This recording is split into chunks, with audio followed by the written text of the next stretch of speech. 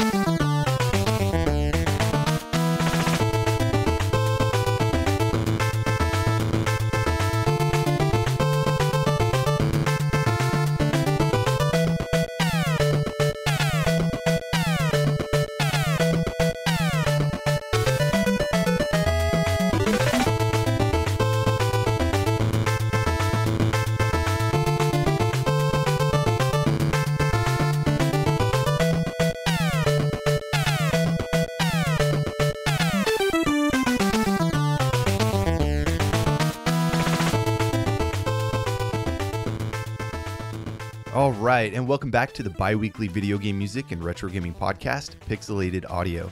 I'm Brian, this is James, and today we're going to be playing music and talking about Mitsume ga Tooru for the Nintendo Famicom. It's such a cool little title that I was really excited to add this game to my beat list. Yeah, you just beat it, last week? Yeah. And I beat it last night. Yeah. In preparation for this episode, and it's a very fun little game.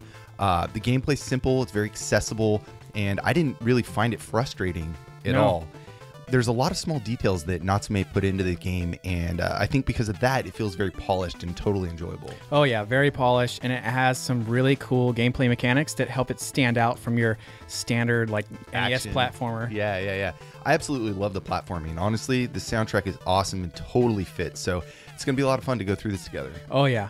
So the track that brought us in was called Introduction, composed by Hiroyuki Iwatsuki. This is man, it almost got like a Teenage Mutant Ninja Turtles. A little bit. Yeah, kind of thing going on. Very theme sounding. Yeah. It's like an anime theme. Really fits the whole action sequence. Like you can imagine this really cool cutscene playing during it. So. Oh yeah, I mean, in the beginning of this track, it feels like an introduction because there's those kind of scale breakdowns that it shows like the range that you're going to be working in, and then it gets real fast-paced and heroic, and you get those blaster sounds in there to kind of, make the game feel a little bit more frantic than it probably actually is. But I just really like this track a lot. Yeah, I think that what kind of stood out to me in this one was just the dun dun dun dun dun. Mm-hmm. Like I was expecting lyrics. You know what I mean? I can see that. It really needed that. But no, just a really cool track altogether. A very fun game. And it's going to be cool to kind of go through this because the soundtrack has got some really interesting pieces for, a standard action game. So I'm looking forward to it. So let's talk about the game a little bit. All right, so Mitsume ga Tooru is a 2D side-scrolling action platformer that was developed by Natsume and published by Fami in Japan for the Famicom in 1992. And that's actually pretty late in the NES lifecycle. Yeah, it's towards the end. It's getting up there. Yeah. So, Tommy, we don't really need to say too much about. They were, or still are, one of the largest children's toy and entertainment merchandise companies in Japan. Kind of like a Japanese Fisher-Price. Or Mattel, Hasbro, one of those, yeah. And they published quite a few video games that typically had existing licenses behind them, like Monopoly. There was Naruto and some of the Disney titles. Now, Natsume, on the other hand, is a rock-solid company that's produced a ton of great titles from the NES era, moving all the way through to the Xbox 360. Now, we've previously talked about the company back when we did our Shadow of the Ninja focus for episode 37, right. But let's retouch on some of their key points because they have a lot going on. Yeah, so it's kind of tricky. I was kind of looking at the company history. And so the way things stand today, there's basically two companies. There's Natsume Atari and Natsume Inc. that were essentially a single company, but then kind of split apart. It's a bit confusing, but Natsume was originally founded in 1987 and then created an American division in 1988 called Natsume Inc. And then in 1995, the American branch split off into its own company, keeping the name Natsume. So the Japanese Natsume and then the American Natsume. So it's getting a little confusing already. Yeah, no longer related, two Right. separate companies. And then jump ahead to 2013. Natsume Japan merges with Atari, creating Natsume Atari. And Natsume Inc., the American company, creates Natsume Inc. in Japan. It's kind of funny. So Yeah. they've kind of gone back to Japan. So there's two separate Natsume companies, Natsume Atari and Natsume Inc. Right. And they both have offices in Japan, and then Natsume Atari only has the Japanese office. Right. Very interesting. Yeah. So, however, when they were together as one company, they did quite a few titles along with Mitsume ga Tooru. Yeah, there was Shojin Sentai Jetman, Power Blade 1 and 2, Shatterhand, Abadox, Chaos World, Scat, and Shadow of the Ninja, all for the NES and Famicom. Right. Then there's Ninja Gaiden Shadow, Spanky's Quest, and Tailgater for the Game Boy. That's a personal favorite of yours. Yeah, I am a big fan of Tailgater now, and have actually been thinking about doing speedrunning on it, maybe trying to get through it quickly as possible. Well, so, you're getting up there, right? yeah, In the times. I can get under an hour now, so yeah. so It's I'm pretty excited. It's pretty fun. I started watching you play, doing your run on it, and I was like, game looks okay. And then like towards like, I don't know, maybe like 30 minutes in, I was like, dude, James, go. And I was getting all like psyched about it. Yeah, it starts getting more complex. And it's funny because we only found this episode because of Tailgater. We started looking into the sound team on Tailgater and decided, whoa, like Mitsume Goturo is awesome. Yeah. So definitely caught us off guard. I didn't really know about this game. Yeah. It's very cool. And they have some other really big games for the Super Nintendo, like Pocky and Rocky 1 and 2, Mighty Morphin Power Rangers, and Ninja Warriors. Yep. And then after they split, there's like 100 or so more titles between the two companies. Man, it's such an odd thing that they were one company, they did all this amazing work, and they split up. And I don't think they're like bitter or anything. I think it's just how the politics of company business go. I don't know. Well, and we know that the American market is very different from the Japanese market, so maybe they felt it was just best to split it, and then the American company decided, hey, we want to get our toes back in Japan, so let's make a Japanese branch. Well, and what's funny is that Natsume Atari will ask Natsume Inc. to publish some of the titles worldwide. Mm-hmm. So it's like they're still working together, which is, I don't know. Yeah, maybe it's another one of those like just for odd tax reasons or something like that. I totally agree with you. It totally could be that. Anyways, let's get into our second track of the day. This is from stage 1-1 and also plays during stage 2-1.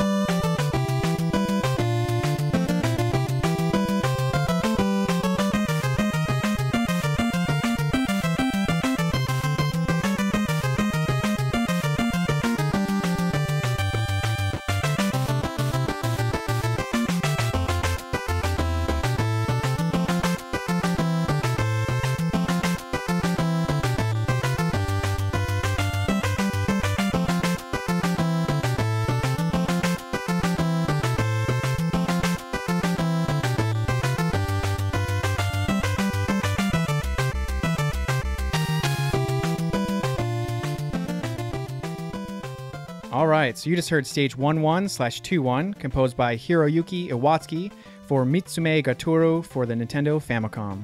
It's got a really action vibe to it. It's very bright, cheerful, even kind of innocent. I like that it has like a nice kind of steady pace. You know, you're just learning the controls. You're kind of moving forward. It's a little bit easy, you know, in the first level. So it's kind of gets you into the swing of things in a very passive kind of sound. I think. Yeah, I mean, this first level is pretty fun. It fits with the sound, with the look. It's very bright, like you said, and kind of happy and fun.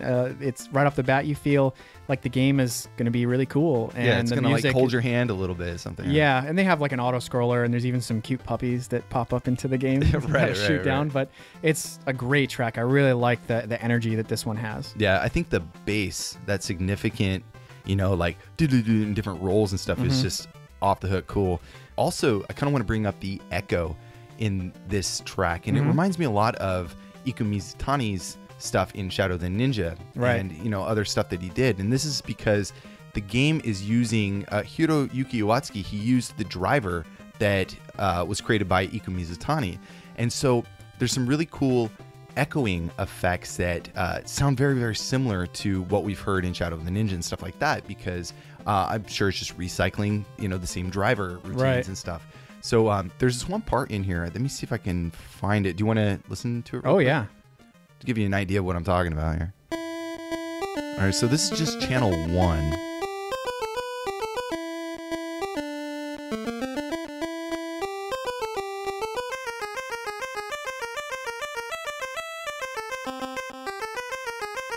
Listen carefully for that echo.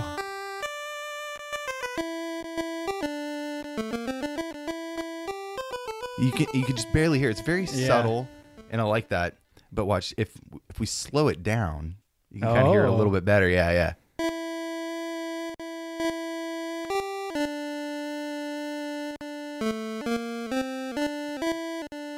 You see that, how it re-triggers?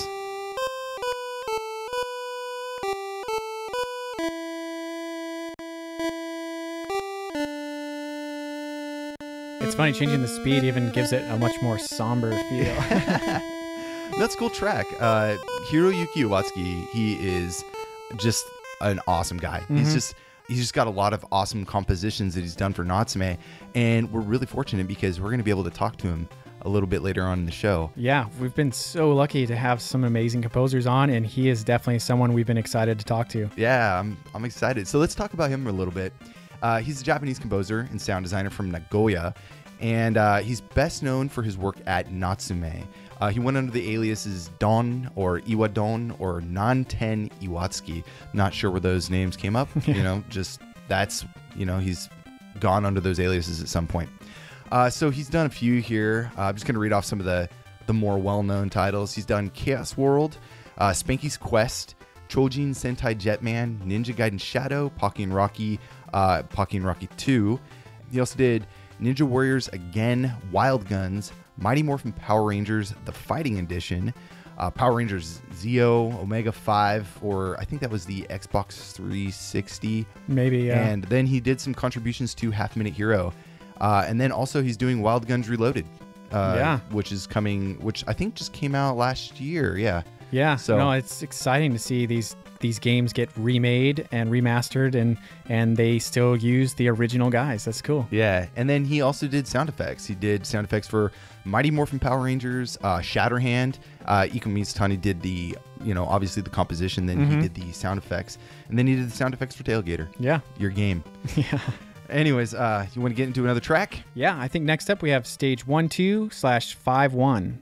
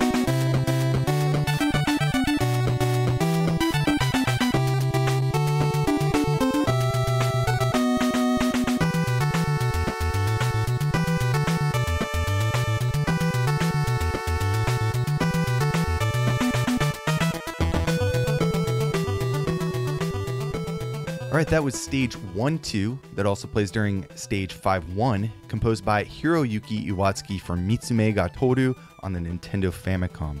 This is an awesome track. I really personally like this one quite a bit. Oh, this is jam, dude. Yeah. I love that bass, very fat and rounded. Mm-hmm. We'll have to, I think we're gonna have to listen to that. You want to listen to that? Oh yeah. Yeah. Didn't even get a few seconds in. We already got to listen to that. Yep.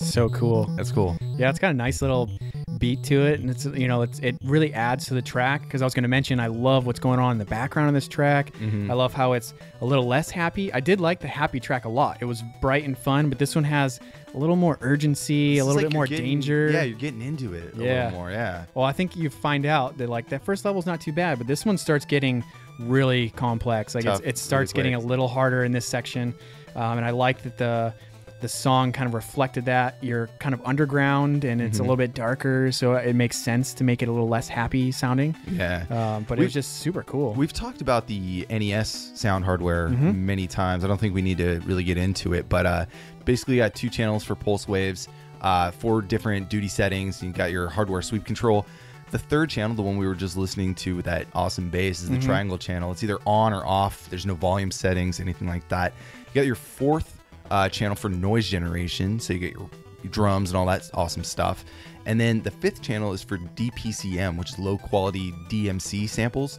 And we're actually not hearing any of the DCPM in this soundtrack. This is really just using the simple NES. And I think that's what makes it so interesting, unique. It's really not trying to do any major creativity. It's really based on the rhythm and the melody to kind of lead everything through. It doesn't matter how simple, right? Iwatsuki is, going with hardware here. It's really just a solid soundtrack. Yeah, and I think that's one reason why the NES and Famicom tends to be music people really love. That it's usually on the simpler side compared to some of the other consoles that had much more robust chips and stuff like that, but it's so much more memorable. And maybe because this one was so late in the life cycle, they figured less is more. Let's really do what we need to do, and this is a really good soundtrack because of it. Yeah, and you can pick out an NES soundtrack like a mile away. Yeah, it's very, very obvious tones, unless it's like Kodaka or something like that, where he gets just that crunchy DPCM bass. Yeah, it can trick you a little bit. Yeah. All right, so let's talk about Mitsume ga Tooru a little bit. There's a story behind it, because this is actually based on a manga and anime. I wonder, do you have to have previous knowledge of the manga to understand this game?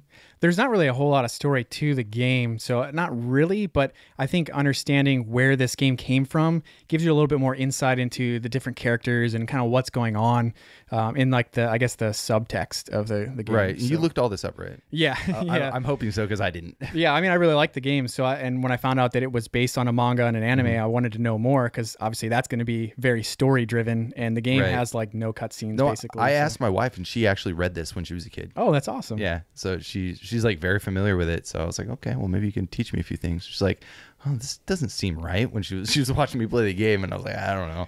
Yeah, once I learned a little bit more about it, it actually made me a little bit more confused about the game, or made some things kind of stand out a little bit. But so this game actually comes from a romance manga called The Three-Eyed One. Right. It was originally a weekly shonen magazine starting in July of 1974 all the way through March 1978, but was later published in 13 standalone books by Kodansha. The story is about Hosuke Shiraku, known as the Evil Prince, and the heir to the long-lost three-eyed civilization. Yeah, so just to put this in context here, they all have 3 eyes. Yeah, so, well, he does. Yeah, well, so Hosuke, the main character of this game, has, his normal 2 eyes, and then he's got a 3rd eye right on the center. So Mitsume in Japanese is 3rd eye. Oh, okay. That makes sense then. I figured that it had to do with something. I didn't explain that earlier to you. Sorry. Yeah, no, I figured it had to do with something like that. And then when I saw that the manga was called The Three-Eyed One, I figured, okay, that's probably what Mitsume and stuff like that it means. So, but yeah, a lot of people have said he looks like Krillin from Dragon Ball Z. I can see that. He's a little short guy, a little short bald guy. Krillin? Yeah. Yeah. But apparently when that third eye opens, he can release terrible mystical energy and actually turns him into an evil sorcerer that's bent on conquest, which I did not expect. That sweet little boy. Yeah, because in the game, he seems very happy and Right. like he's on a mission. And to find out that when he opens that eye, he's evil. And when it's open, it allows him to summon the red condor or the Akai condor, which is a spear that he can use as a weapon. And then he can also summon demons, which I didn't know either. Weird. Yeah, I had no idea. Yeah. So in an effort to keep himself from being evil, he wears a bandage to cover that third eye. And while the bandage is on, he actually doesn't even know that he's evil. He's just like some happy goofball kid. And then when that bandage comes off, he's like really mean. It's like the Hulk, except instead of turning into the Hulk, he's just like got a third cute little eye. Yeah. And and then to make this even more confusing when I was looking into it is that this character actually is the main villain in the Astro Boy Omega Factor game on the Game Boy Advance. So what? Really? Yeah. Wow. So he's not only the main character in this game, and not only is he possibly evil, he is a main villain in another game. So the Astro Boy franchise and a whole bunch of other characters were made by Osamu Tezuka, and they were part of what they called the Star System, which is basically a list of characters that he's created that were reused in different ways in different stories. So in one story, you might be a good guy. In the next story, that same character might be a bad guy. That's cool. Or two characters might be related, and then in the next one, they're like not related. And they kind of compared this to a director reusing the same actor over and over. Like, say like Tim Burton using Johnny Depp, or like Christopher Nolan using Michael Caine and like everything. Right. That makes sense. It's weird to think of 2D fictional characters being reused like they're actors. Maybe he could only draw a few different guys. And he's like, I got this. I made these guys, and I'm not going to do any more. Yeah, so I mean, when I found out that he was a main villain in the Astro Boy game, now I want to play the Astro Boy game just to see him again. Yeah, it's kind of sad. Yeah. All right, so let's get into another track, and then we'll actually talk about how the manga what correlates to this game. Right. All right, so this is stage 2-2, and it also plays during stage 4-2, composed by Hiroyuki Iwatsuki for Mitsume ga Tooru on the Nintendo Famicom.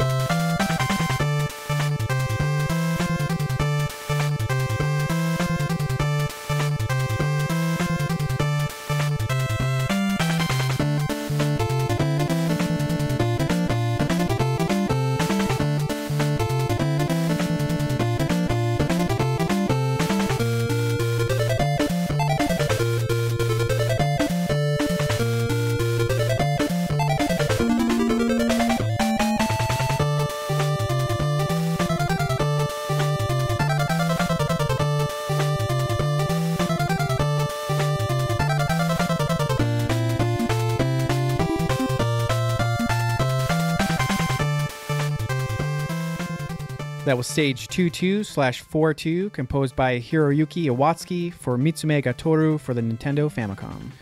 This is my favorite track of the game. It's a really good one. It's very, it's got this shuffle, swing kind of vibe. Mm-hmm. Love the high end, but that rhythm and bass is so clean, so good. Just makes you want to tap your feet. Yeah, it's got a little attitude and kind of funk to it a little bit, and to me, it made me feel like, okay, the first level is bright and fun. You don't know what you're getting into. The second one, maybe you are getting yourself in a little bit of trouble, but this one now you're kind of getting the hang of things. Like you got some moves down. You're getting the hang of the way the game works, and it kind of gives you that feeling. Right. And I like that a lot. Yeah, I love that.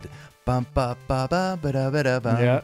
Ba ba da bum ba ba da ba. Oh, dude, it's so good. And then I also want to bring out the echoing again. I think this is another good example. It's so subtle, but it adds so much characteristic and dynamic feeling to the track. Yeah. And so do you want to listen to that real quick? Yeah. We'll just do channel 1 again because I think they're echoing on both channel 1 and 2.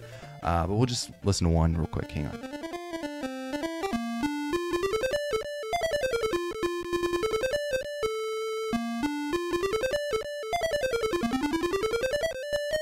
Yeah, it's super awesome. So It's funny how like just little touches, some of the things that can go unnoticed will really be noticeable if they're not there. Like this, Right. It really adds a lot to the track. It makes it feel more full, more dynamic. It gives it just this entirely different feeling. it's hard to hear. So do you want to slow it down real quick? Just Yeah. maybe paints a little better picture if we slow it down. What's going on here? Same channel.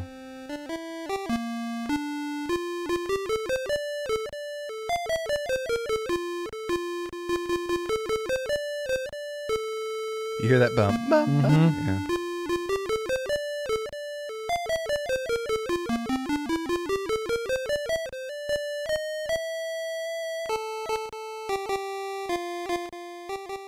Yeah, so it's a lot more clear Yeah. cut there, yeah. It's just so cool. I like it so much, and I think that's what made this soundtrack just seem so stellar. Yeah, it's fun. It's just a fun soundtrack.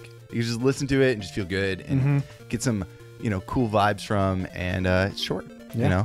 So this episode's probably not going to be too long because there's not a ton of tracks.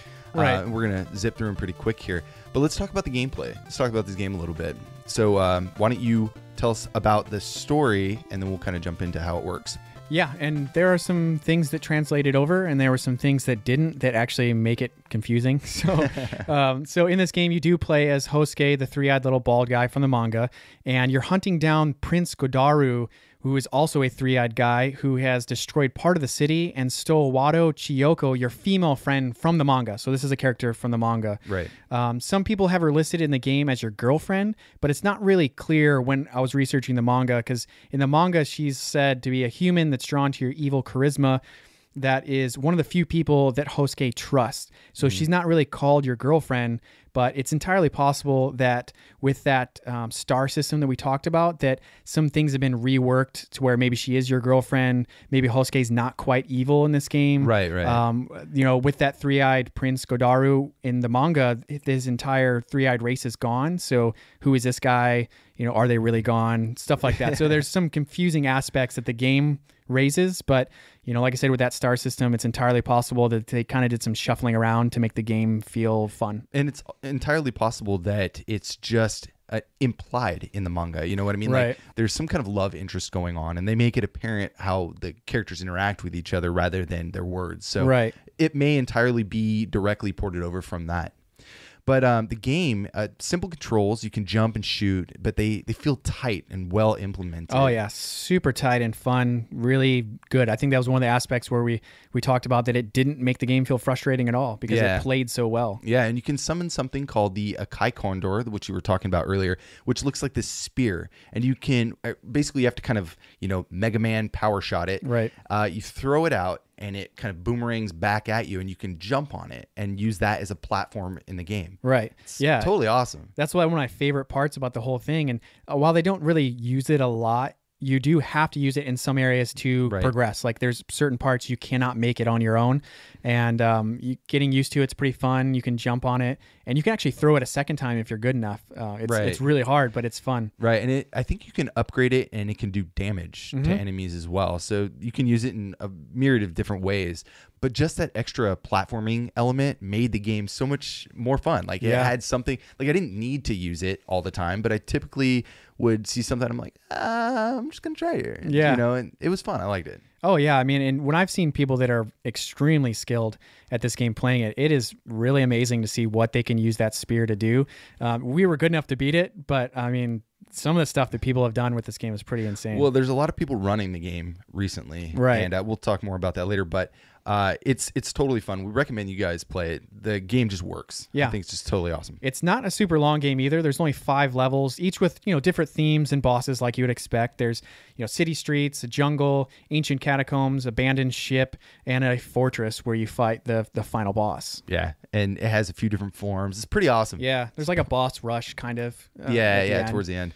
The enemies and bosses are really interesting and also have a lot of diversity. And I think that's what gives me, it makes it more interesting to see what's going to be at the end. If it's the same kind of like, no offense to Mega Man fans, but like you got the same bosses kind of over and over, just with a different power up. It takes a little bit away. This is completely different. They have nothing in common. Yeah, and that was so refreshing to see that every boss was a different kind of strategy, different kind of weapons that they used. It was every level felt completely unique. It was really cool. Right. And some of the bosses are very, very challenging, but they all have that, typical figure out the strategy, figure out the timing. And then they become like super simple. Yeah. And, like I was saying before, with people that are super skilled, some of these bosses ended up looking like a joke with the way that some people would do it. And I tried doing it and I was like, this is actually really hard. So they made it look really easy. Yeah. Another aspect for this game that's really neat that I didn't expect when I was first getting ready to play it is that when you shoot enemies, you can get coins, and then you can use those coins at shops, which allow you to buy different tools and weapons like power-ups for like a boomerang or like laser beams or like a triple shot, which makes the game a little easier. Yeah, I like that. And you can also recharge your health. Yes, so you can buy health and lives to keep you from getting that game over. But to go back to the coins real quick, they had a neat feature where you could shoot the coins with your blast, and if you did it quick enough, the coins would continue to get larger and larger until you collected them. But there was a time limit that they would stay on there, so if you just kept shooting them, they would eventually disappear. Right. And then that would allow you to have more money for the shop. So there was neat little hacks in the game that were built for you. And to be clear, you had to juggle the coin. So the coin, when you kill an enemy, a coin will kind of shoot up in the air and then fall and touch the ground. You had to shoot the coin mid-air and keep hitting it. Every time you hit it, it bounced back up in the air, and you have to keep doing that. And eventually the coin will grow and grow and grow. And then when it maxes out at like 5,000 points or something like that, you have to grab it, otherwise it disappears. Yeah. Pretty cool. Did you find any of the invisible chickens that are running around the game? I didn't. I remember some people talking about that. There was a few places. I found a couple, and there's like you would go to the area and there'd be nothing there, and you start shooting and you would see this like chicken, this like really dumb looking chicken, like that's your size, it's as big as you, and it would like wiggle and like float away, and then coins would start popping out of it. No, I did see that. Okay. That was a chicken? I had no idea it was a chicken. It would make enemies around you disappear, which was kind of useful, but you would get a lot of money from them. That's funny. And it was just really weird and odd. I don't know if that's something from the manga or not, but it was an interesting thing that would make you search platforms that it's like, why would I go up there? There's nothing up there. That maybe there was a chicken. You get a lot of money from it. Wow. Never even thought of that. I did come across this by accident, though. So talking about the game and the mechanics, what would you compare this to for maybe something that's more accessible to the Western audience back in the 90s, obviously? I got a little bit of a Mega Man like jumping type thing from it, but much bigger sprites. It has a more Kunio style graphics, sprite style to it, I think. Yeah. Yeah, and they do put a lot of emphasis on the platforming, and I don't know, the spear, that really stood out to me as something really unique, even though you don't use it a lot. But the shooting is very simple. You would expect it's pretty rapid fire, and you can upgrade it, so it fits in. It actually feels a lot like a lot of other games. Right. I can't really put my finger on one where like. I'd say it almost reminds me of like if you swapped out Hosuke's sprite with like Chip and Dale Rescue Rangers, kind of has that platforming element to it, but at the same time, maybe a little more on the Mega Man side. But personally, I think it plays better than most Mega Man games. Yeah, I enjoyed it quite a bit, and I'm not very good at Mega Man, so they are very different, so it's hard to compare. But I'd say that on the platforming side, I think it's just honed in really, really well. Natsume did an excellent job. Yeah, and I would say graphically, it does remind me a little bit of Mega Man with the clean graphics. There's not a lot of over texture. I mean, they'll leave the sky kind of one color without like littering it with clouds and stuff like that, where they use like a lot of really big areas of colors. So it's simple and clean, but it's very easily readable. I think it feels like the music where it's deceptively simple. And, right. It allows it to have its max impact on you. Yeah, I feel like the graphics are pretty good. Very colorful. The character has a lot of detail to him. Like you said, he's giant sprite, but it also has kind of like mirrors almost like an anime kind of sprite. Yeah. So I do like that kind of the black outline and the very kind of big eye, 3 eyes, and broad shoulders, even though he's a little tiny guy. I Which think he wasn't little and tiny just because of the game. He's actually really tiny in the manga. Too. Yeah. I did watch the anime, like just like one episode, just to kind of get an idea. But yeah, it was probably one of those games that was made when the programmers had the ability to harness like the full power of the NES. I mean, this is, quite late 1992. So they had really figured out how to maximize the system's hardware and use it to their benefit, I think, for this game. And I mean, pretty much everyone I've talked to that's played this game has really enjoyed it. So I think the fact that it was a licensed manga anime franchise, that's, obviously why it didn't come here. Yeah, they could have reskinned it and called it, Mario Brothers 4. I don't know. Anyways, we got a few more tracks to play. Let's play stage 3-1, which is also during 4-1, and we'll be right back.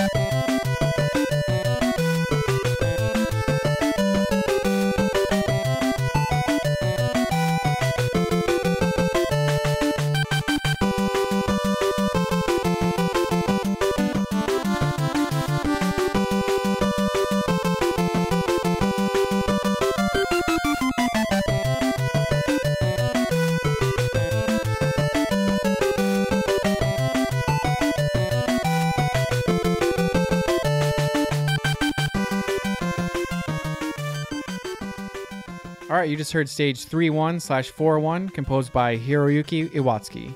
Now, this goes back to the kind of cheerful, happy, lively. It's a cool track. I like it. It's very bubbly, and it's in a lot more of the higher range. There's less bass and stuff like that. It's a lot more bells and high tones, it kind of adds to that fun feeling. I feel like a lot of people are like higher notes make you happier, and lower deep notes are more sad sounding. And also the fact just that it's a slower paced song. It's just like the melodies kind of just taking its time, going through all the steps. I do like it how, and I think it's the second square wave channel that's like da da da da da da da da da da da da, and then they go in harmony together. It's really pretty. I like that. Yeah, it's very well designed. It is a little bit of a simpler, more laid back track, but it still has nice little touches here and there, and just a cool organization to it. Yeah. Do you remember what stage 3 was? I don't know if that's the one that has like the spikes all over the ceiling. It might be. I'm not quite sure. Should I not have asked you that? Well, it's been about a week or so since I played it. So. All right, so let's move on to the next track. What do we got? We have stage 3-2.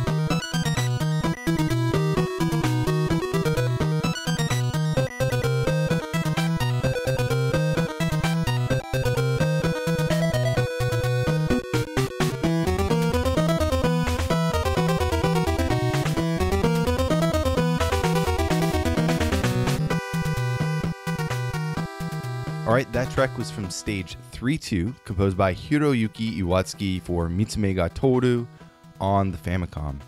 I thought this was a pretty cool track. It's not as happy and fun as the last one we just played, so it would be the follow-up level to that. Right. It's a funny dynamic between the, I think we played 1-1 and 1-2, and it had the same kind of feel, right? Mm-hmm. It was a lot more cheerful in that first part of the first stage, and then the second part, it got a little more dark and a little more ambitious. You know? Yeah, maybe you're like excited. Oh, I got to stage 3-1. Yay, I got past all the 2 stages. And then by stage 3-2, you're like, oh no, this is so hard. Yeah. But, I liked that it was a little less chirpy, a little bit more mystical and darker. And for some reason, it gave me the feeling of something like Castle of Illusion, where it's like, it's not really meant to be like horrific and scary and dark, but it's not happy and fun. Like it's like Mickey running around in a dark, scary castle, but it's still like kid friendly. It's like trickery or something. Right, yeah, I know what you mean. I do really like the echo when it goes really high like that. It goes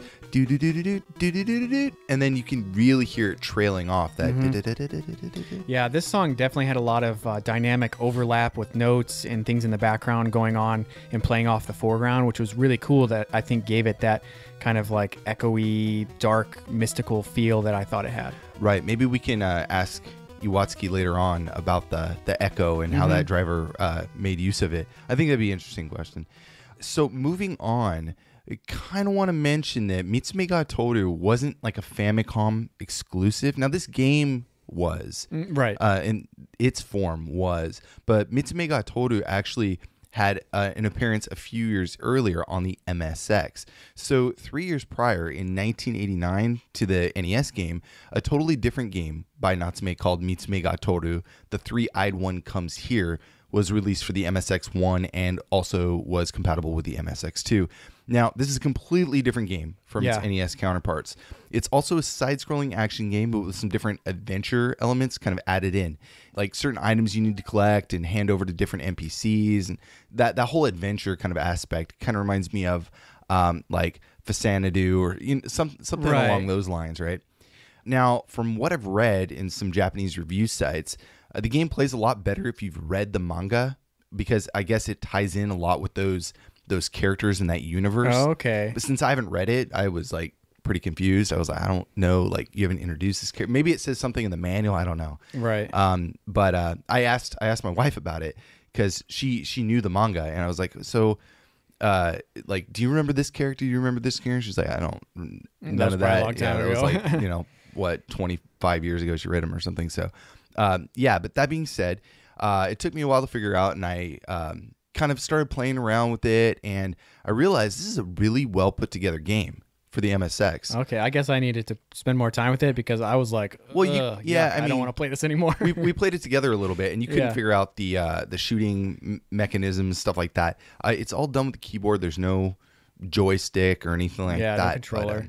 But I thought it was actually a pretty well put together game. I got to like level 2, and I was like, wow, okay, I see the appeal. You just have to, I think you have to get past that first hurdle of not knowing what you're doing, and then it ends up being pretty cool. But the music is kind of neat, though. So it's only PSG, but it's composed by Mamoru Ishimoda, which is a name that might ring a bell because he was a subcontractor for Makano Associates and helped with Alicia Dragoon and Sylphied. Yeah. So it's kind of, we made a full circle there. Yeah, it's so weird that like we did Alicia Dragoon as just a like last minute we decided we really wanted to do it, and then it keeps popping up, and same thing with like Tailgater and just all these different the games that are just so interconnected. It's pretty neat. Right. Now we're focusing on the NES game, but I think it'd be kind of rad to play one track. Oh yeah. Yeah, so this is from stage 1, and again, this is PSG only, but it's kind of cool. Let's check it out.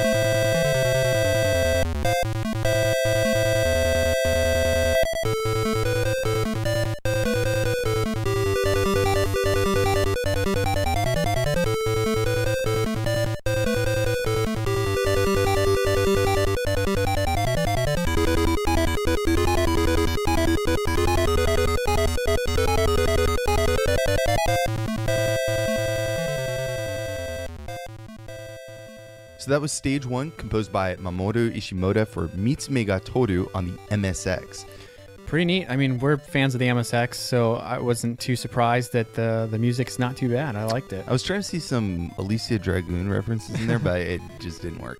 No, it's a cool track. It's got, it's really chirpy. It's just PSG again, but it has some really cool qualities to it. That first part, that it's like kind of dissonant. And that, when I first heard it, I was like, oh no, this is going to be horrible. Right. But then, it picks up and it's got that yeah. And I thought that was pretty cool. Yeah, it's another example of like organized chaos. Like this track feels all over the place, but it's definitely by design, which is neat. Yeah. So moving back over to the NES version, I think we didn't really need to spend a whole lot of time on the MSX one. Well, I mean, most people don't even know about the NES version, so I'm sure even fewer people know about the MSX one. So. Right. I wonder how well it's sold. I didn't really find a whole lot of information online, so I actually found out the composer name by watching a video on it's like Japanese YouTube, and I had to watch it all the way to the end to actually figure that out. But I was kind of curious. And the guy was commentating on his game, and like I was just playing it, and he sounded like he was having a blast. So I was like, awesome. Okay, well, at least it looks enjoyable. And so, well, unless it's a case of fake it till you make it.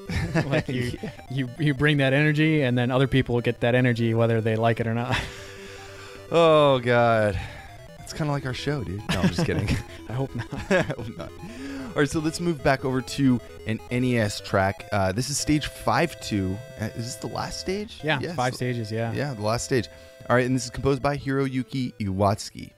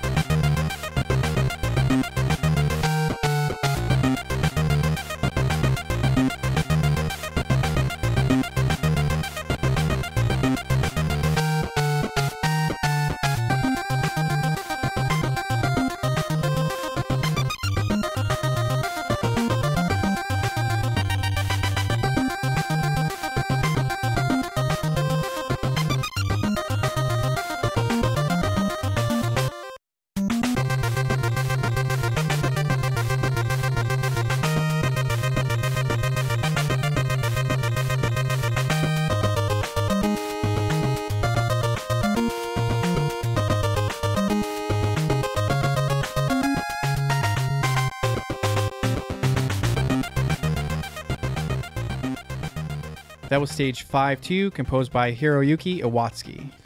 I really like that. The bass gets really, really crunchy, and you know what? There's echo on that bass. There sure is. Yeah, I was trying to pinpoint like why does it sound like so ominous and deep? And it's really because it echoes its last note over and over, and so you kind of get this like almost drowning sound, which is pretty cool. Yeah, no, and once again, this is a track that gets a little bit further away from happy and chirpy, and right at this point you're in the final level, so that you're in level 5-2, and it's the boss fortress, and it's more dangerous, and everything's designed to kill you. And I liked how it had that kind of alarm feel, like it felt dangerous, like something's counting down. Yeah. But the way that I saw it was that usually in games boss tracks, they're really heavy and dark, and they feel like they're from the boss's perspective, like you're gonna die, like you're not gonna survive this. Whereas this was dark and ominous, but it was more from like the hero's perspective. Yeah. Like it's scary and dangerous, but like you can do it. And there's like a glimmer of hope or something. Yeah, and it's like that idea that like when you're a kid, you think about, oh, I want to be the hero, and like I get beat up, but I keep going type thing. And I thought this track was definitely a dark track more from like the hero's perspective. Yeah, no, I agree. That's a good way to put it. Now I'm thinking like the boss music. Yeah, it does sound like those bosses made their own music. Yeah, it's like that's the boss saying, I'm going to kill you and eat your soul. And then like, you know, the rest of the game is like from the hero's perspective, I guess. Yeah, so when we were deciding on doing this game, there's a weird coincidence that happened. Yeah. All right, so we kind of mentioned earlier, James was like doing runs of Tailgater. Mm-hmm. You were playing it over and over. And I was like wondering, like, why are you playing this game over and over? Yeah. And so I was like, okay, well, maybe it would be fun to do Tailgater or something that the composer did. And, you know, I was going through it and I was like, well, Iko Mizutani, Hiroyuki Iwatsuki, he did the sound effects only. But I was like, okay, well, let me kind of dig through his stuff and see what he's worked on, you know. Maybe something I would have missed. And, of course, this was one of them. I hadn't heard about this game. So I was like, hey, James, what do you think about the soundtrack? And you're like, dude, this is awesome. Yeah. And sure enough, we're watching Twitch one day. And you're like, oh, dude, I think that game we're listening to is being run right now. Yeah, because I had listened to the music a little bit, and you had told me like you found this track or this game. You said, "Oh, this music is awesome. Check it out." And I downloaded it and listened to the music, and then I text you. I was like, "Brian, is this game about like a little bald guy with 3 eyes?" Yeah. And you're like, "Yeah, it is." And I was like, "Oh my god, this is so nuts!" Because I'm on Twitch right now, and I'm watching some streamers, and they're getting ready for an event called the Big 20, which is where like a bunch of NES speedrunners, they get together, and the creators of the Best of NES, they pick like 20 games that you're going to sit there and speedrun back to back. So it's like one long, I think it was over 3 hours. So it doesn't matter how long it takes you to play one, it's your overall speed. So you pick the first game, you go through it, and then you move on to the next one. You keep going without stopping. And this game was in there. It was in the list. And I was like, oh, wow, this is so nuts. So was Shojin Sentai Jetman, which is also by Iwatsuki. Yes, it is. And we could have done an episode on that game. I was very, very tempted. Right. But, you know, we found this and I was like, nobody talks about this game. So yeah. And when I talked to a lot of these speedrunners, they were like, oh, yeah, I'd never heard of this game, but they ended up really liking it. And there's some people that are still running it now, which is pretty cool. They're trying to get lower and lower times, which I think right now the current world record for this game is like low 17 minutes, which is insane. It's It took me like an hour and I had 20 minutes at least to make it all the way through it. Oh yeah, and I was using save states at the end. Yeah, and they're doing it with no save states, no deaths. It's pretty nuts. Not gonna lie, I was like, okay, let's see how far I can get without save states. I think I got to like level 3 maybe, and then it was like, okay, I need to give myself a little life insurance here because it's getting rough. Yeah, so if you guys want to see like what it looks like for someone to speedrun this game, you can go to speedruns.com and look this game up, and then there's videos that you can watch that people have submitted their times, and it's completely insane. The stuff that they do with the spear and quick kills and glitching and stuff like that is so cool. Yeah, I wonder how well this game was received in Japan. I have no idea. Yeah, I mean, we both really ended up loving this game. Yeah. Deeply fell in love with it, and yeah, I just thought the harpoon mechanics were really awesome. Just the simple juggling of the money I thought was so cool. Yeah, like the little puppy enemies, because in the very first level, in the very first 1-1, there's an auto scroller where you hop on the back of a truck, and cute little puppies jump down and they attack you. So like they don't look evil when they attack you. So you're like shooting all these cute puppies that keep jumping up, and there's just so many weird, odd things. And since the game plays so well, like this is definitely a game that I want to at least figure out how to beat without save states and, not dying, stuff like that. On a real cart. Yeah. Yeah. Well, a real cart's really expensive. How much? I think this game is, I've seen carts for like $100. Jeez. So it's pretty pricey. So I won't be owning this game anytime soon. But, that's what emulation is for. Yeah. Oh, well. Anyways, let's move on to our next track. This is the last stage again. This is stage 5-3, and we will be right back.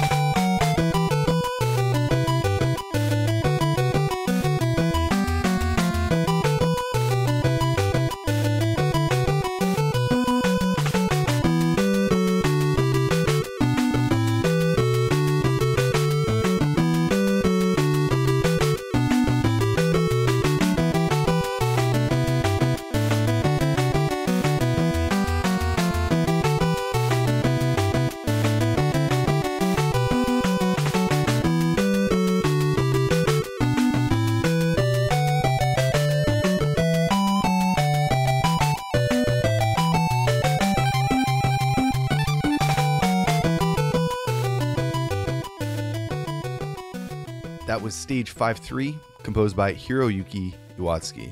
It's pretty cool. Yeah, it's pretty cool. It is a little bit more in the mid-range. It's not quite happy and fun and chirpy, and it's not quite dangerous and dark and brooding. Right. It kind of plays it safe. Yeah.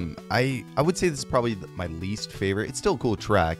It's almost like a Ninja Gaiden track, but like slowed down like 4 times the speed. Or something like. But listening to the music right now, it brought me back to like that feeling of, oh man, I'm almost there. I'm in the 5th world. And I'm at the very end here, and I just know there's just gonna be some gnarly bosses to get through, but it was pretty exciting. So even though the track is not the best one in the soundtrack, it brought back good memories of knowing that I was about to beat the game. Oh yeah, and don't get me wrong, it's still a cool track. I appreciate it. I love the harmonies. I do think that having the bass in tandem with the harmony and melody, probably that's what gives me the more simplistic vibe. But it's still a fun track, and you're right, it does kind of bring me back to that level. I mean, I just played it last night, and, you know, I was like, oh yeah, all right, because I know the soundtrack better than I know the game, and so hearing that, I was like, oh, and I can see it in context. Okay, I get it. Cool. Well, I mean, for me, like I got pretty used to the soundtrack watching all these speedrunners, you know, like Arcus and Endy and stuff like that, like practice this game over and over and over for, I think I tuned in here and there for like 2 weeks while they were practicing. So that's awesome. So it was kind of neat, especially when they're doing the save state practice and stuff, so that you'd hear the same thing over and over. And I was like, oh, that's what happens when I play it, because I use save states. But that's the only way I can beat it. Oh, you know, a lot of it's for our research. You know, it's not necessarily trying to give us the hardest challenge. We're trying to make it through from a historical perspective. I mean, and I think when we find games that we really like, then that's where we can say, okay, in my free time, I'm gonna try to get better at this game because I've really enjoyed what I've played so far. Yeah. All right, so I think it's about time we bring on Iwatsuki-san. I'm excited. Yeah, so am I. Really looking forward to talking to him and share some of his insight with us. Yeah, I mean, when you told me he was going to be on the show, I was like, oh yeah, I'm so excited, especially because of some of the games that he's worked on. So yeah, he's a legend, a Natsume legend. So yeah, let's chat with him. Yeah, so today we are very fortunate to have Iwatsuki-san joining us to expand on our information with his own experiences creating the music for this game. Iwatsuki-san, we're very excited to talk to you. Thanks for joining the show. こちらこそ。 All right, so could you tell us about how you got into composing for Natsume? そうですね。20歳の時に、夏目に、入社しまして、で、当時は夏目の、僕は日本の名古屋っていうところに、町に住んでるんですけれども、そこのオフィスにサウンドのスタッフがいなくて、代わりに大阪にいる、水谷さんのところへ、半年ぐらいちょっと勉強しに行きました。で、その後に帰ってきて、名古屋で仕事を続けて今に至るっていう感じですね。I joined Natsume when I was 20 years old. At that time, Natsume had an office here in Nagoya, where I live, but didn't have a sound engineer. So I applied for the job, got hired, then went to Osaka for 6 months to train under Iku Mizutani before returning to Nagoya to continue my career. What a way to learn from the best. Yeah. And this would be about the time you worked on your first few titles, right? Like Spanky's Quest for Game Boy and Chaos World for the Famicom, correct? そうです。はい。Okay, good. Yeah, he said that's right. I'm glad because that kind of matches up with our timeline here. Yeah. So could you tell us what it was like working for Natsume back then? そうですね。夏目に入社するまでに音楽の活動っていうのをもう全く行ってなかったので、単純にゲーム音楽が好きで入社したので、ほとんど作曲のスキルだったりとかそういうのは全部入社してから覚えました。Well, I liked game music, but I didn't have any experience at all until I joined Natsume. So it wasn't until after I joined that I started writing music. また音楽だけではなくて効果音サウンドエフェクトもそこで初めて作り始めたので、なんかこう一からずっと悩みながら仕事をしていった感じですね。Not only music, I started learning how to do sound effects. It was a constant learning process and I basically struggled a bit every day. そうですね。僕が入社した当時はオフィス自体には開発者しかいなかったんですね。なので例えばこう事務の人とか、そういうもうちょっと上の会社を経営するみたいな人たちが、目に見えない形で仕事をしていて、どう言ったらいいでしょうね。サークルというか、本当にゲームの好きな人たちがゲームを作るために集まったっていうような環境で、ゲームを作ってましたね。The thing is, when I was hired, the office I worked at was solely a development department. For example, the actual business people in the company we never even saw. So for me, it was more like a circle or a club where game lovers got together to make games. All right, so we're going to listen to a few tracks with you while we have you on. Sound good? はい、どうぞ。 Okay, so this first one is the music that plays during the boss battles. Let's take a listen.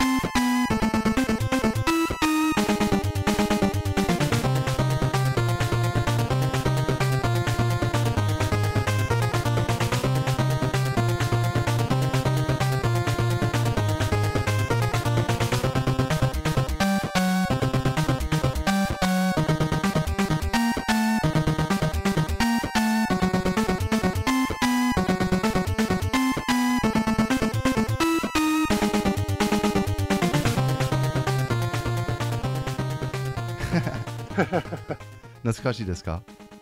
懐かしいですね。うん。All right, that was the boss fight composed by Hiroyuki Iwatsuki for Mitsume ga Tooru.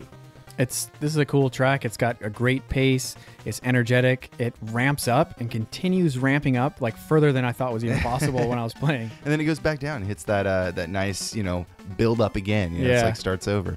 It's just short track. It's a minute long, but the boss battle's short. So yeah, if you're doing it right, it shouldn't be very long. Yeah. So Iwatsuki-san, could you tell us about this track? まず僕って曲にタイトルってつけたことがほとんどないんですよね。なので多分他の人たちが目に触れてるタイトルってそれぞれの人たちがつけてるタイトルなんですよ。そうですね。なので逆に僕がそれを見ると結構面白いですね。みんなそういうつもりで聴いてるんだっていう。It's funny. I didn't come up with many of the track names. It was probably just invented by people playing, so it's interesting for me to look back afterwards.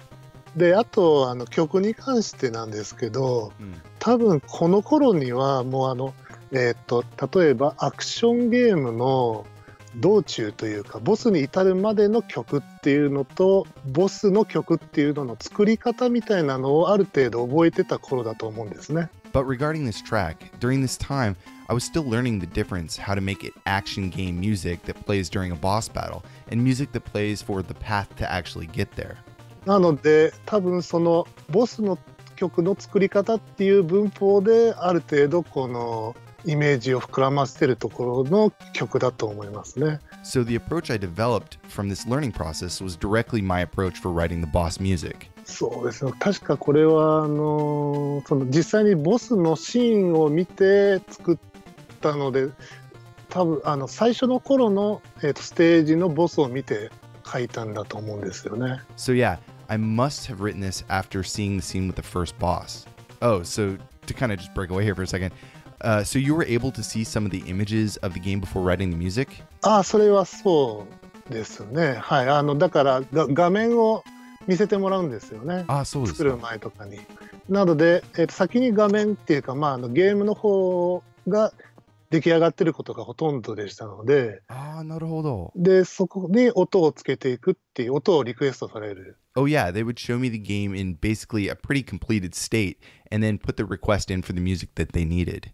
で、それで見て、ゲームの全体の雰囲気としては明るい雰囲気なんですけど、そういうボスと、向かい合って戦ってる時にはそんな明るいっていうよりはもうちょっと真剣な感じのイメージでなってて、それでかつ、あんまり長い曲ではないので、その中で盛り上がれる曲っていう感じで作ったと思います、多分。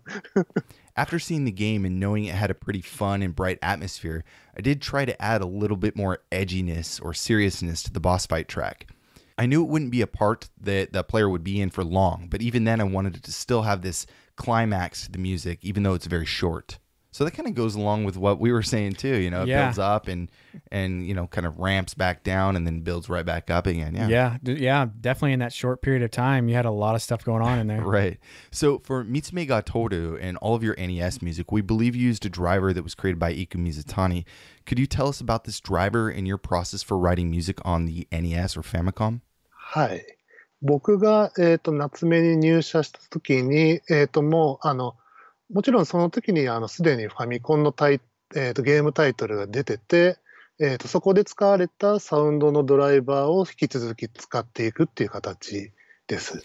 Well, when I started working at Natsume, we just started releasing NES games. But once we had this driver, it was the driver we continued using the entire time we worked on the platform. で、その当時で、あまり凝ったものでない基本的なものなんですけど、普通にゲームのサウンドを作るには十分な機能が入ってる感じですね。To be honest, it wasn't anything fancy, but it was good enough to play music and handle sound effects together. この時期はちょっと覚えてないんですけれども、例えば、エコーというか、音を響く部分っていう曲に対するエフェクトみたいなのっていうのは、当初は実際にその音自体を打ち込んでたんですね。Now, I forget exactly when this was. At first, we actually had to type in code to create echo effects.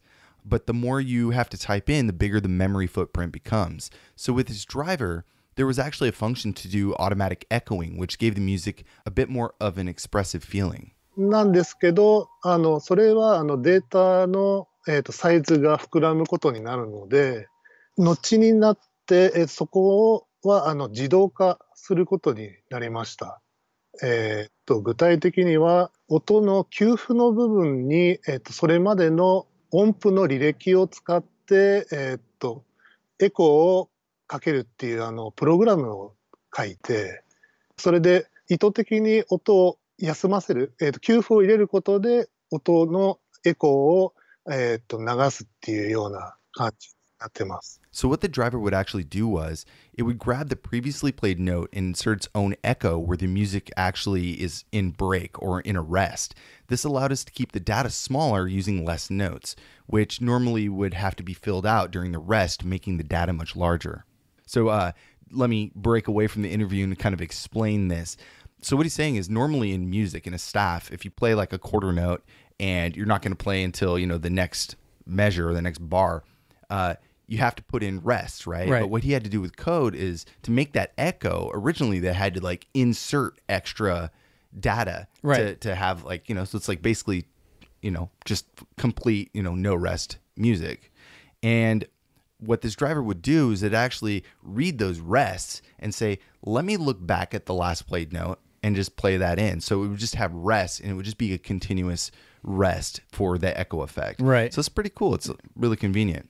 当時は、今時はこう例えばシーケンサーというかDAW とかを使うんですけれども、当時はサウンドのドライバーが直接扱うデータを16進数で直接打ち込んでいました。You know, everyone uses a sequencer or a DAW nowadays, but at that time, using the driver, everything had to be input with hexadecimal. 音符は例えば00とか20とか41みたいな感じでドレミって入れたりとかあとはテンポとかそういうのをこう1バイト1バイトずつこう手で入力していくそうですね。それを3音と1ノイズ分入力していくっていうので曲を作っていきました。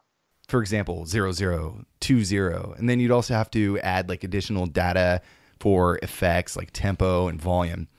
And because all of this had to be typed out, it also takes a lot of memory. So we know that you said that writing music doesn't come as easy to you as you would like. Did you find it difficult writing music on the NES? And did the sound hardware create any challenges?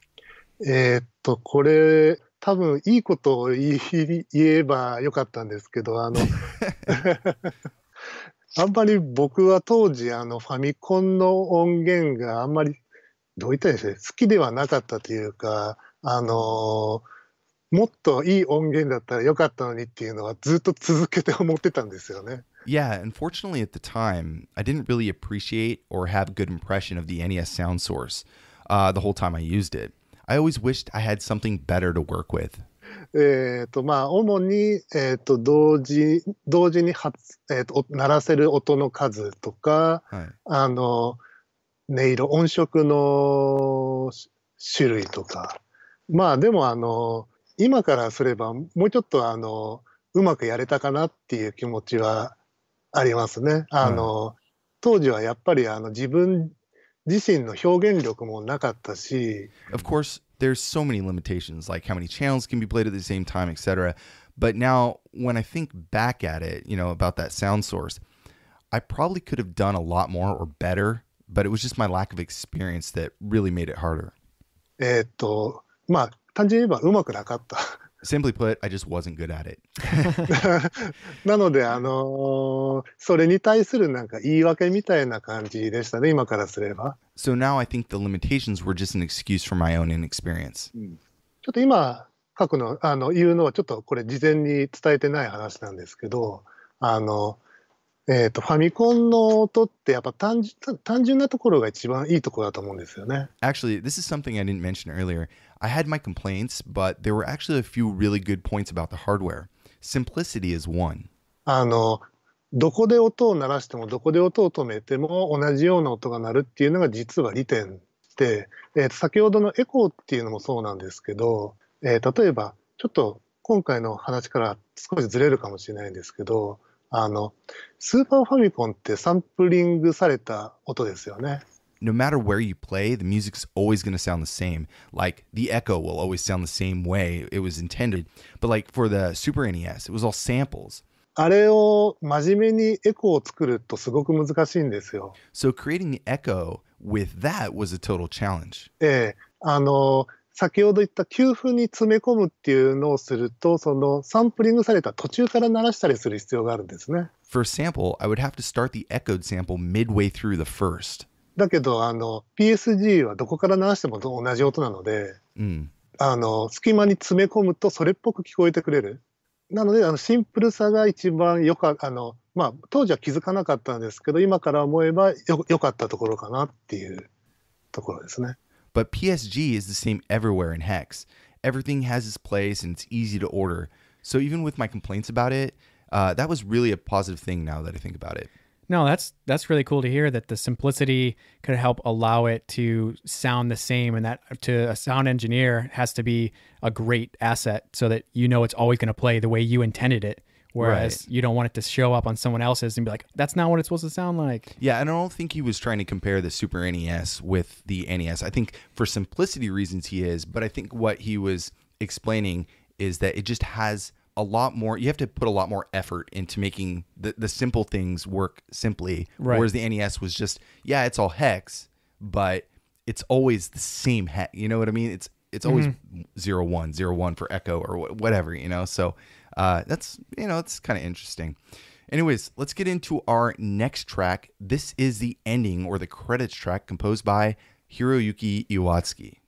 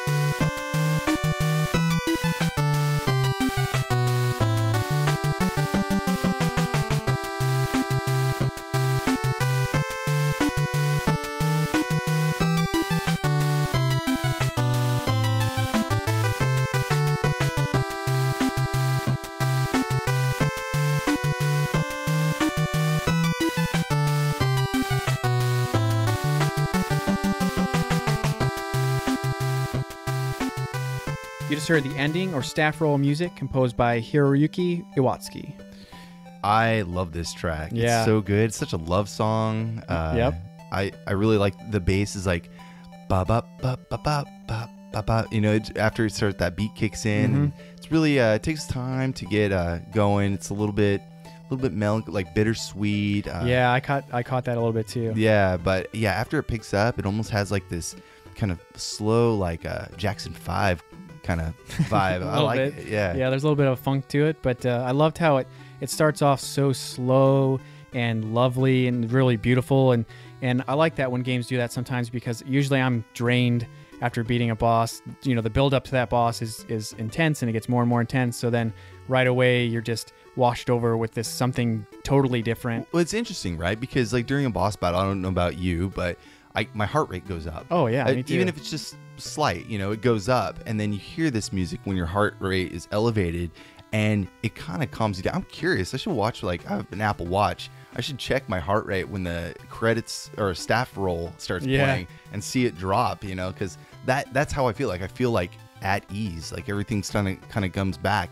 And I listened to the whole track to kind of get me. It's almost like you do an exercise and then you have a cool down period, and that's exactly how I like to experience the game. Yeah, and for me, you and I were both talking about one of our favorite parts of this track is those cascading notes. Yeah, and I love that part so much, and then I love that you get a double dose of that right near the end. Yeah, it's just, to me, that was just like, oh man, I didn't expect that to be in there, and it's just such a great treat. In a different key too. Yeah, it's funny. I was listening to this on the way to work, and it was the last song before I got into work, and I have this little keyboard that I keep on my desk for, you know, stress relief, and so I like listen to this track over and over and try to learn how to play it, and I was like, I sent you a video. Yeah, you did. It was cheesy, but I liked it. So, Iwatsuki-san, you mentioned before recording with us that you were particularly fond of this track. Could you tell us why and a little bit about it? そうですね。これはゲームの最後で、主人公たちが帰っていくところを映しながら終わりをそうですね。表す曲で、これまでずっと戦っていたところなんで、ある意味しんみりと帰っていこうみたいな感じで。Yeah, so this is the end of the game where the lead characters are walking home. Until this point, you've been fighting and battling the whole way through the game. So this is kind of like the bittersweet sound for the end of the title. いろんなことがあったけど、終わってよかったねみたいな感じの気持ちを伝えたかったのかな。Well, the player goes through all sorts of different challenges, so I guess I was just going for something like, you know, good job. Now it's over. Yeah. I thought this was a perfect ending. So great. I like how simple he keeps it. It's awesome. All right, so you've composed music for several different licensed games, including the Power Rangers, Gundam, Mitsume ga Tooru. What was your approach for writing music for an already successful manga or anime? そうですね。基本的にその原作があるものなので、原作のイメージをまずはゲームに落とし込もうとするので、まず原作を知らなければ知るところから始めて、原作を読んだり見たりして、内容を理解して、それの上で、ゲームに合う形で自分なりにイメージして曲を作るっていう感じ。You know, basically, I just read the manga, watched the anime to kind of understand the contents, then kind of made up my own image about what I felt about it. Then I combined that image with what I knew about the game and then began to write the music with those kind of combined thoughts. 実際にそう聞こえてるかどうかはわからないところではあるんですけれども、そういう気持ちで作ってるっていうところですね。I'm not quite sure if that's the image the listener got, but that was my approach. その気持ち分かってます。あとはアクションゲームを昔から作ってるので、はい、アクションゲームらしさみたいなのがあるんですよね。ちょっと言葉では表すのは難しいんですけれども、そういうアクションゲームらしさっていうのはその原作のイメージを、残しつつ、出していきたいところなので、そういうのも気をつけて作ってはいますね。Since I was mostly making music for action games, I didn't want it to have just like a generic action game feel, hence the combining of images I got from the original manga and anime and my interpretation of the game. That's so amazing that there was so much stuff out there to give you inspiration. I mean, most composers we hear of, they have like a couple days or a week to do the game music, and they haven't seen any screenshots. They don't know the story. And you had manga and anime, and we got to see the game in motion. I wonder what the soundtrack would have been like without all that stuff. And that's a hard thing to tackle, right? Right. Like if people were really big into the manga or anime, something that the manga especially didn't have music to go along with it. How do you kind of conceptualize that and create the sound for a manga or series, a world that doesn't have music, Right. So it's an interesting challenge, and it's kind of a unique approach, I think. All right, so we know you're kind of short on time, so let's wind down the interview. Could you tell us about what you're working on these days? 進行中のやつはちょっとお話できないんですけど、これはちょっと秘密なんですけど、去年の末から今年にかけて2本、関わったタイトルがあるので、ちょっとそれを紹介させてもらえればなと思います。Well, I can't really talk about my current ongoing projects. We got to keep those secret. But I can tell you about some of the work I did in the last year. By all means. はい。去年12月に、プレイステーション4で、ワイルドガンズリローデッドというゲームタイトルを出しました。これはもともとスーパーファミコンで出てる、ワイルドガンズっていうののリメイクになります。So last year in December, we released Wild Guns Reloaded for the PS4, which is a remake of the SNES game. Natsume Atari in Japan and Natsume Inc. published it abroad. Yeah, we love the Wild Guns original soundtrack. It's very good. I haven't heard the Reloaded stuff or the remixed, version, so I want to go back and check that out. I was just excited to hear that it was being remastered and remade. Yeah. ありがとうございます。そうですね。ゲーム自体がスーパーファミコンの頃の拡張、エクステンドっていうか拡張したイメージだったので、音楽の方もあまり昔のイメージを壊さず、ちょっと豪華にしてみたらっていう感じのつもりで作りました。So from the Super Famicom game, we wanted to extend or enhance the image of the game. And for the music, I didn't want to destroy that image, that original image. So I tried to keep everything very faithful the best I could. っていうのがまず一本出てて、海外では夏目インクさんからパブリッシュしてますんで、よろしければどうぞっていう感じですね。And just for your reference, it was published by Natsume Inc. abroad, so I hope you guys all check it out. もう一つ、今年の2月16日にダラヤスバーストクロニクルセイバーズという、シューティングゲームがあるんですね。それの、DLC、ダウンロードコンテンツに、カプコン編っていうのがありまして、中の、バースっていうゲームをモチーフにした、ダウンロードコンテンツがありまして、そこにバースのアレンジ曲を2曲担当しました。昔のアーケードゲームのバースっていう縦スクロールのシューティングゲームがありまして、そこで流れた曲を2曲、アレンジしたのを入れてもらってます。All right, so there's one more thing. Just a few months ago in February, I did the arrangement of Varth for Darius Burst Chronicle Saviors, a shooting game which was DLC from Capcom. It's like a Capcom game with a Darius Burst motif. So I was in charge of some of the music for that DLC. This kind of goes back to the old stand-up arcade title, so I did the arrangements for a lot of that part of the game. Wow, that's really cool. I didn't know that. We're going to have to check that one out. Yeah, we'll put links on the website as well for the show notes, and you guys can take a look too. I know Darius Burst came out, but I didn't know about all the DLC. I guess a few other companies are doing DLC as well. I think Cave or maybe Aiding Rising is doing some DLC for that game as well. So it's like their own kind of version, their own flair with the Darius Burst kind of, scope, I guess. Right. I don't know. It sounds interesting to me. Yeah, it could be very neat. All right. So, Iwatsuki-san, thank you so much for sharing your knowledge with us today. We really enjoyed speaking with you, and we'll continue to look forward to your upcoming compositions. Yeah, it was so excellent chatting with you. Thank you very much. いや、こちらこそありがとうございました。Awesome. What a nice guy. Yeah. Very, very cool. And we got to learn more about Natsume that we didn't know. I didn't know they had a branch in Nagoya. And so that's awesome, you know. Yeah.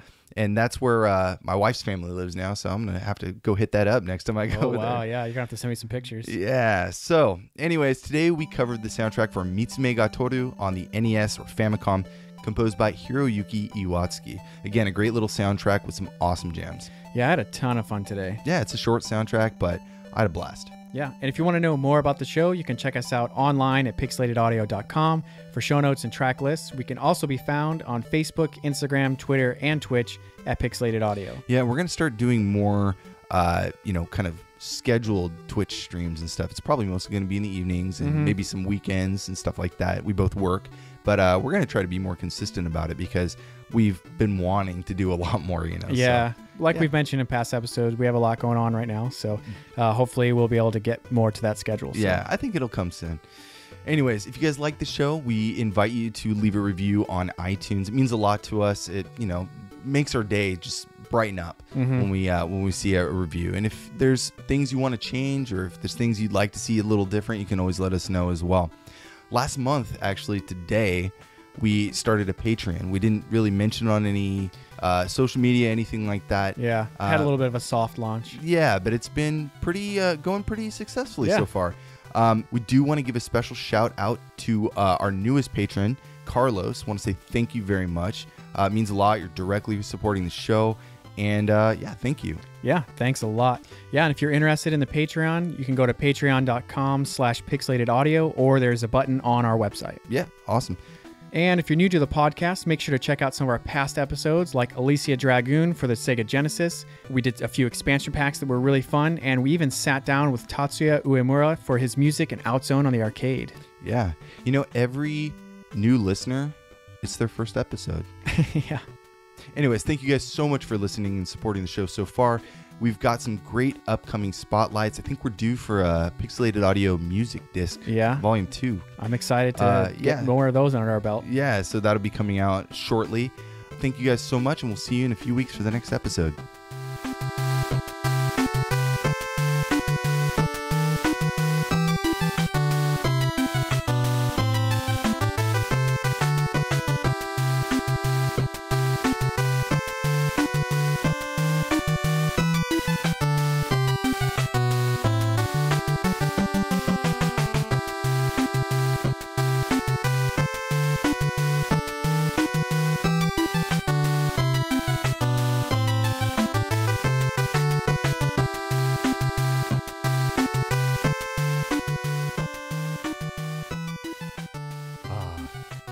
Psycho.